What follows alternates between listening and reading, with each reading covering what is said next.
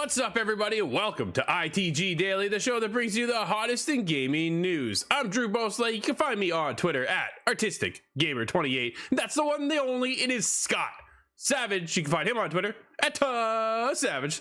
Scott, happy Monday, buddy. We are back. What did you play over the weekend? Oh, I've been getting deep into Shadow Warrior. I know you have. We had Shadow Warrior 3 for review purpose, and I thought, I think it's about time to roll back to the first one. Going back, yo, what is up? Your Doom guide, also known as ITG Parker, joins us live in chat, just like you can over on twitch.tv/the official ITG, as well as YouTube at ITG Reviews. But if you can't join us live, hit us up later inside the game.ca, podcast services and TV streaming networks around the globe. Scott, I've been into a little bit of this, a little bit of that, dude. I've been kind of bouncing all over the place. I'm in MLB The Show 2022 right now. I'm in Hood, Outlaws, and Legends right now. Got me on that one. Yeah, I did. Well, dude, we're in GTA right now. we're like, what else am I playing? Siege, but that's just an everyday occurrence right now. As usual, yeah. And I downloaded, but haven't started, Fable Anniversary Edition. Oh, I'm excited for you to play that one again, actually. You mentioned that you hadn't gone through the anniversary yet. Yeah, and I'm thinking you're going to enjoy it almost as much as the first time around. Nice, dude. Yeah, it's been a while. It's definitely been a while, but we'll get into that one. It's been 360, dude. Like 360 is how old now? So it's kind of like, oh, I should get back to that. I never finished them, so it's one of those things I gotta do. We got the new Fable coming right from Playground. It's taken a little bit longer than what they anticipated, but we do have some time before that gets here. But almost enough time to run through Perfect Dark 2 with me afterwards. Oh, all right. There we go. Scott, coming up on I have volunteered you. Yeah, thanks. Coming up on today's show, Kingdom Hearts fans rejoice with the announcement of Kingdom Hearts 4 and Missing Link. Somebody please explain what is the story of Kingdom Hearts, because I haven't got a clue what is going on in that world. I'm working on that actually as a project for the show. I might have an answer for you soon. It's going to take a while. It's going to be one big edit. But... Oh man, a half-hour catch-up. There you go, everybody. Tomb Raider writer looks for a big change when it comes to Laura's origin story in the next title. And what is Sony up to? Certain PS Vita and PS3 titles are expiring.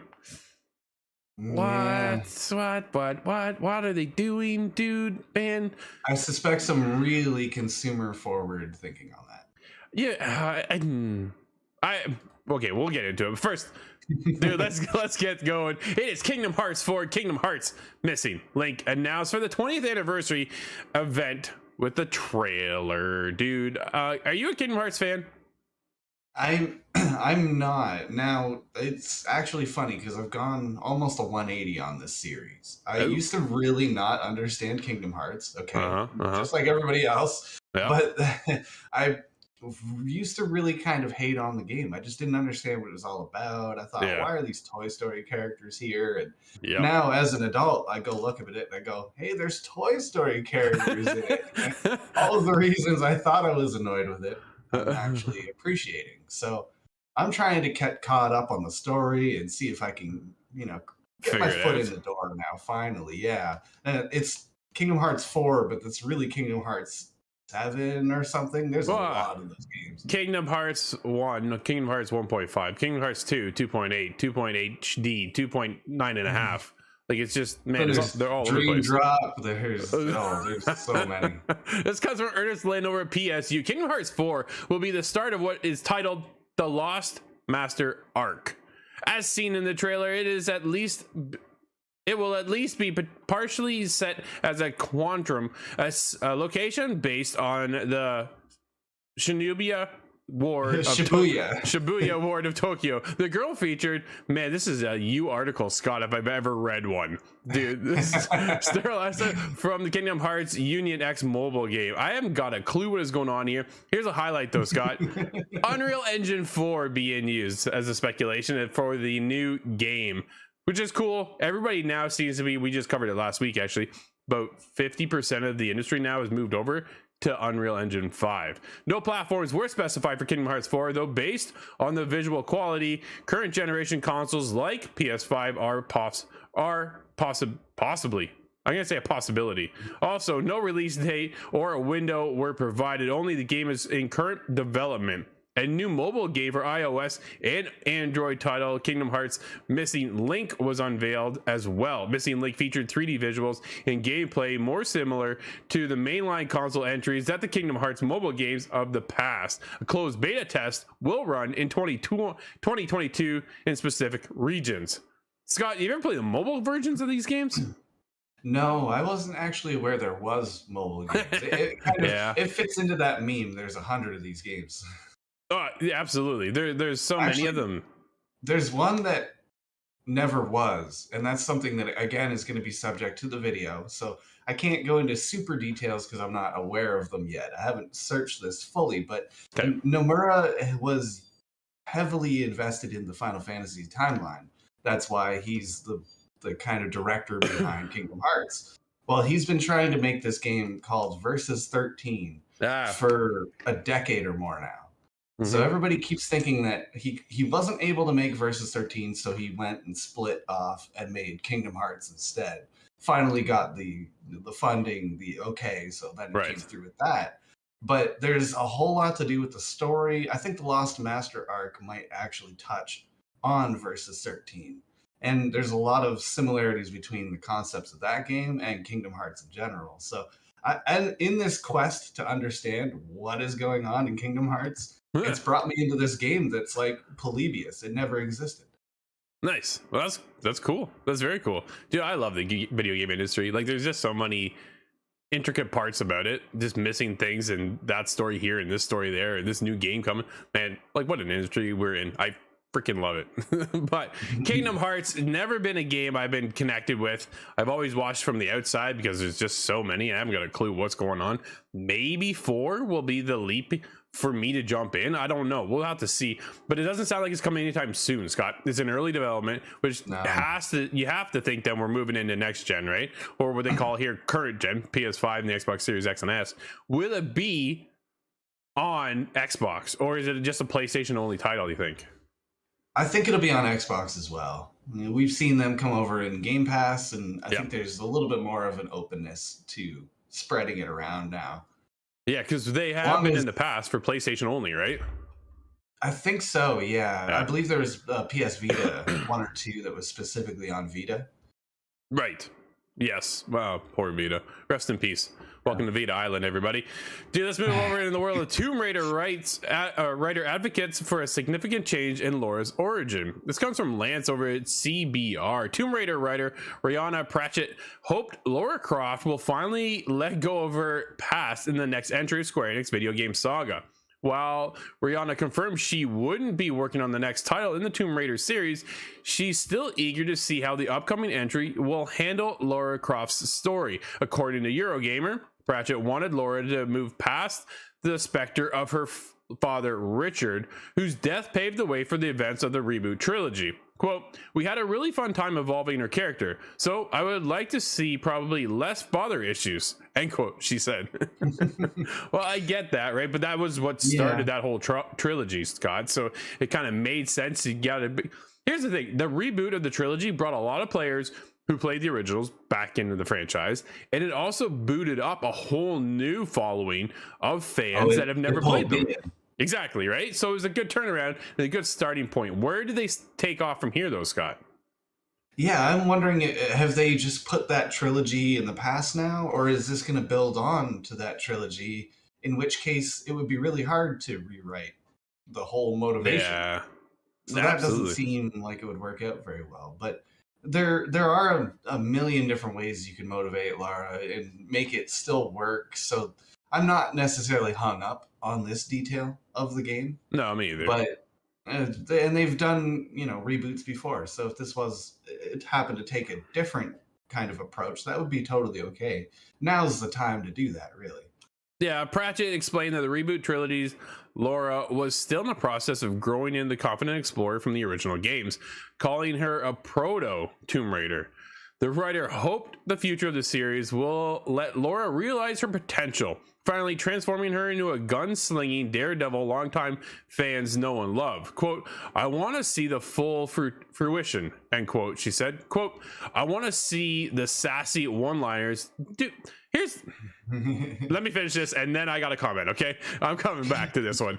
I want to see the sassy one-liners and things I would have loved to have written, but you know, she wasn't at that stage yet. She didn't have the confidence yet, end quote. Dude, she's not Nathan Drake. That's, I think, the biggest. You don't want Tomb Raider to turn into what Sony has created there with Naughty Dog and have a full-fledged come around with Drake. There's already comparisons between the two. Keep them separated. The joke I've been making for years. Right? I called it Dude Raider. I know. to many laughs, but the sentiment remains. I mean, they are quite similar. Even their kill count is probably similar. Although Nathan Drake, you probably add another 0. Yeah, like Lara is a strong, confident woman by the end of the third one. I think she even came to be about that way by the first end of the reboot game, right? You see her building her confidence and becoming that explorer, but she doesn't need to be turned into this. Lara's character doesn't come across as a sassy character to me. You know what I mean? I think she's witty and she's inquisitive, but I wouldn't call her a sassy. Like she's not a jokester like Nate. Like, you know what I mean? The attitude that I would have associated with her would be more of like a good character trapped in a bad situation. Yes. Which is funny because you play the first reboot and she's struggling to pull the trigger. But then by the end of that game, there's thousands dead. There's no hesitation anymore. Bullets are flying, buddy. Bullets are flying. But again, I don't want it to get to that Nathan Drake situation. I think we have Uncharted for a reason. I think Uncharted is a fantastic franchise, and I loved all 4 of those games. And then even the Lost Legacy DLC was incredible as well. But that's told by Naughty Dog in a certain way that only Naughty Dog, I feel, can really pull off in that style. When you go over to what Crystal Dynamics is working on over here with Tomb Raider and Eidos Montreal, what they've created their own icon. Why don't you just keep it in that icon situation and let Lara become Lara and still craft what you've built off of Lara, and please just don't turn her into Nathan Drake. That's my fear. Dude, that's my fear now. I hope they don't rewrite it in a way that makes a really lame kind of motivation. Like, oh no, we're in a society now instead of some sort of personal driven thing. I don't want more politics in this situation. See, like Nathan Drake always had to tie into his past as a family, right? And kind of where the ring started, if you have played the first one, and then it kind of just keeps growing from there and expanding on. Where Lara was just the death of her father, who was already an explorer, right? She has her past too, but man, they're just for me, they're 2 different perspectives in a game that I don't want to see crossover. Keep them separate, please. Though that specific word, though, crossover, that would be a giant event. That could work really well, but I want them to be 2 different characters. Otherwise, what's the point? All of a sudden, Nathan Drake walks in and high fives Lara. Hey, what's up? Welcome to my game. Anyway, Scott, let's move into a certain digital PS3 and Vita titles are expiring, and no one knows why. Oh, man. Oh, this comes from Oasin over at VG247. Chrono Cross, the Radical Dreams Edition, launched earlier this week, but now certain players are claiming that legally purchased digital versions of PS1 classics like Chrono Cross and Chrono Trigger are no longer playable, as reported by Kotaku. Twitter user Christopher Foose shared an image showing their digital copy of Chrono Cross with an expiry date. 12/31/1969, and that the remaining time to play the game has expired and is no longer playable on PS3 or PlayStation Vita. What is going on, Scott? Yeah, the last day of 1969. Okay, that seems to indicate that there's a bug here. Or it's a really cheeky way of somebody inserting an expiry, but there's something going on here. I don't understand why. Yeah, that's really weird. Foose goes on to explain that they had tested Chrono Trigger earlier that day on April 8th on the PS3, and it had run fine and had no expiration date. Talking with the official PlayStation support system did not help with the issue either, and later on, other users showed games like Final Fantasies facing the same issue and expiring date in the past. What is up, dude? Is it like a glitch going on? Did they get hacked? Nobody quite knows what's going on. Is this a shift in the industry of ownership now? Well, because there's always been the worry, what happens when the servers get shut down. But yep, do I have to worry about each game individually expiring? It sounds weird. I already feel silly enough pre-ordering anything because it's digital, as if it's gonna run out. Well, okay, so dude, you make a valid point, right? Everybody's fear of going digital. So big push in the industry: go digital, go digital, go digital. Well, personally, I'm a big fan of digital because now I don't have a cluttered shelf over here, over there, underneath my TV, and all this stuff, right? I just don't have the space. This is what it comes down to, because the amount of games, I had over 100 games on my PS3, right? Like, that's a lot of shelf space it takes up. Oh, I have like a whole Blockbuster rack of 360 games. Exactly. That takes up a lot of space. So they had a huge push to go digital. We go digital, but what happens when you take that offline? We just talked last week about Ubisoft no longer bringing any more content to Ghost Recon Breakpoint, but they're keeping the servers alive for that, as well as Wildlands. I own both games. So what happens when they shut those servers down? Like, what happens to my game, right? Like, there is that fear of just like flick a switch and you no longer have that game. We've seen that in the past. PlayStation Vita now, right? The store there is gone.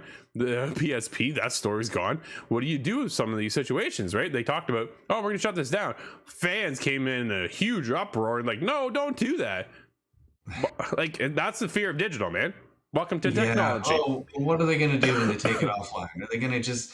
Do they flip you an NFT token to show you that you were there, give you that kind of honor, I guess? Like if I had a Chrome Hounds 1 and then 3 days later the Chrome Hounds server goes down. Well, at least I can prove that I was there, but there's no value. I'm really just struggling to try and add value to NFTs in the industry. Well, good segue, Scott, because Sega says NFTs are a natural extension of the future of gaming. This comes from Olsen again over at VG247. In a recent interview, Sega has said that it believes that NFTs and cloud gaming are a natural extension of the future of gaming. This week's example of a gaming company being wrong about NFTs is Sega, courtesy of an interview with an executive VP Suji Tsumi, translated by VGC. The listing is featured in Sega Japan's recruitment website, where Tsumi discusses some of the plans Sega has, including the, quote, super game, whatever that's supposed to be, end quote, has been in development. This super game will apparently be multiple AAA titles that cross over Sega's comprehensive range of technologies, end quote. The company aims to achieve within 5 years. Tatsumi goes on to talk about how numerous titles are, quote, being developed within the framework of Super Game, end quote, before proceeding to talk about something to do with people being or not being gamers. What is going on? Most, though, annoyingly, the interview went on to talk about NFTs. Sega producer, what do you got here, Scott? Masayoshi Kikuchi. Nice, thank you. Noted that, quote, gaming has a history of expansion through the connection of various cultures and technologies. For example, social networking and game video viewing are recent examples, end quote. These recent examples are apparently cloud gaming and NFTs, with Kikuchi going on to say, quote, it is a natural extension of the future of gaming that will expand to evolve new areas such as cloud gaming and NFT, end quote. Have whatever opinion you like on cloud gaming. Dude, I just saw an article coming out of GameIndustry.biz today. Cloud gaming last year for 2021 brought in $1.6 billion. By the end of 2024, it will be up to $6.3 billion. Cloud gaming is definitely on the rise, but on the NFT front, Kikuchi is flat out wrong, because NFTs are literally nothing to games other than greater energy usage and a fancy receipt. That's kind of what I just said. Yeah, exactly, right? Well, and dude, we can go back to one of the bigger developers, Ubisoft, with their Quartz system, right? They got shunned for this whole NFT project as well, what they're working on with Breakpoint. Breakpoint now no longer getting any future content. Those who have the NFT, what do they do with that NFT, right? That's the other side of it too. When you get into the realm of games, NFTs, here's the thing. This is my perspective on it. NFTs are something different for artwork versus something different for the video game industry. I think there's two different dividing lines here, right? And artwork there's value in that one. When it comes to the video game thing, I think it can be a short change of value. As an example being Ubisoft gives you a gun skin, an NFT gun skin for Breakpoint. Now that game is pretty well dead, what do you do with that? Yeah, there's the idea that you can kind of convert that, liquefy it to recoup some of the cost, but I just don't understand that. Just like I don't understand crypto, who buys that when you put it up for sale? Yeah. Is it going to be Ubisoft that gives me back my 10 cents? And then what's the point? I don't understand. Yeah, there's a lot of confusion going on with NFTs right now in the video game space, and a lot of people are not happy with it. I think I'm supposed to be the young gun on the show here, and I have no idea what NFTs are about. It's just different because I'm involved somewhat in the NFT market, right? And so is Corey, and so is Adam, and they're heavily invested. It's one of those things, right? It does, dude. There's a lot to unravel within the NFT industry and the market right now, and how that all works. But when it comes to video games, we have yet to see it be done correctly. And I don't think Sega is one of those companies to lead that forefront for NFTs, to be honest. Right? I think Magic the Gathering in a digital setting could do it. Certain Absolutely. Card games, that's the only way I can really make sense of it. Well, our friends over at Horizon Blockchain, right then and there, Skyweaver, their game is heavily invested in NFTs, and it makes a lot of sense, right? You have these digital assets, these playing cards that have attached this NFT number, and they have value, they hold value. And it's just, dude, think of it back in the day when we also used to collect all those cards and you trade them, right? It's kind of like in that situation right now with this digital age that we're in, is you have that card and it's got some value to you because, oh man, my card's got all these stats, but I could trade it to you or I could sell it to you, right? So there's opportunities here. Nobody's pulling it off correctly yet when it comes to the AAA developers, right? That's the biggest thing.